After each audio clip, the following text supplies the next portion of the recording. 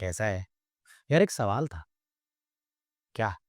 यार ये मोदी जी सोशलिस्ट और सेक्युलर वर्ड हटा रहे हैं क्या कॉन्स्टिट्यूशन से? सुनने में आ रहा है कि तबाह करने वाले देश को। हाँ, खत्म कर रहे हैं मोदी जी डेमोक्रेसी। 1975 में कर दी थी। सच में? ऐसा कुछ नहीं है यार, ये बोलने वाली बात है। रुक जा, मैं तेरे को समझाता हूँ। देखिए, इस बात को जरा ध्यान से सुनिएगा। 26 जनवरी 1950 को जब प्रियम्बल अडॉप्ट हुआ था, तो उसमें सोशलिस्ट और सेक्युलर वर्ड्स नहीं थे।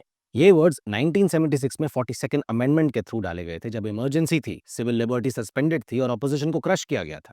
और पार्लियामेंट में कोई ऐसा रियल डिस्कशन इस पर हुआ ही नहीं था। और ये बात आरएसएस सरकारेवा दत्तात्रेय जी ने रिसेंटली बोली when he said that the word secular and socialist should be remove from the constitution. End of course इस पे एक बड़ा नेशनल डिबेट होना ही था। The Congress is of the opinion now that this is an attack on the constitution. पर सच तो ये है कि बात कॉन्स्टिट्यूशन पर नहीं, इमरजेंसी एरा के डिस्टॉर्शन पर है, which actually was in the original vision of the makers of our constitution. And let me tell you, secular और socialist words का addition कोई democratic process से नहीं हुआ था, बल्कि political convenience and probably authoritarian arrogance से हुआ था। This is reason enough for these words to be reconsidered। और ये बात और ज्यादा स्ट्रांग हो जाती है जब हमें याद आता है कि कॉन्स्टिट्यूएंट असेंबली ने इन टर्म्स को जानबूझकर deliberately नहीं डाला। प्रोफेसर केटी शाह ने सेक्युलर और सोशलिस्ट वर्ड ऐड करने के लिए अमेंडमेंट्स मूव किए थे। दे वर आउटराइटली रिजेक्टेड। बाबा साहेब अम्बेडकर ने खुद कहा था कि स्टेट का पॉलिसी क्या होना चाहिए, सोसाइटी को कैसे ऑर्गेनाइज करना चाहिए, ये लोग खुद डिसाइड करेंगे टाइम और सर्कमस्टेंसेस के अकॉर्डिंग। कॉन्स्टिट्यूशन का काम ये फिक्स करना नहीं, ये कोई ओवरसाइड नहीं, बल्कि एक कॉन्शियस डेमोक्रेटिक चॉइस थी। फ्रेमर्स चाहते थे कि फ्यूचर जनरेशंस अपना पॉलिटिकल और इकोनॉमिक पाथ खुद चूज कर, ना कि कोई रिजिड आइडियोलॉजिकल बॉक्सेस में बन जाए।